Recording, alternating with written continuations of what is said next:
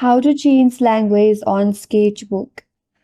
Hi everyone, this is Kate and welcome back to another video. And on today's video, we will see how we can change language on Sketchbook application in your mobile device. So without further delay, let's get started with this video.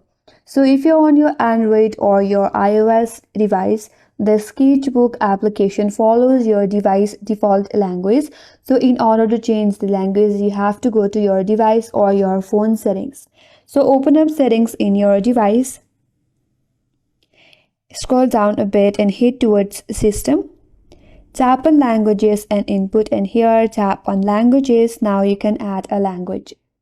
And here select your preferred language, select that specific language, and your device language will also change along with your Sketchbook language.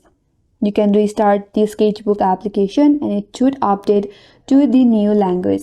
And that's how you can change language on Sketchbook. And that's all for today's video. Hope this video was helpful, and if you're new to our channel, consider subscribing. Thanks for watching and stay tuned for more videos.